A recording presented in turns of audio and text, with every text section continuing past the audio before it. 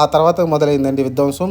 ఎందుకంటే చాలా రికార్డులు అయితే వచ్చి రావడం చూసాం. ఎందుకంటే పవర్ ప్లేలో ఇప్పుడు 6 ఓవర్‌లో దాదాపు 8 పరుగులు ఇదే హైయెస్టు ఇప్పటివరకు.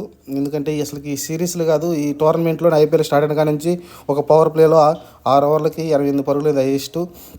ఎందుకంటే మొన్న ఎస్ఆర్హెచ్ కూడా 277 పరుగులు చేసినప్పటికీ పవర్ ప్లేలో ఇన్ని పరుగులు అయితే రాలేదు.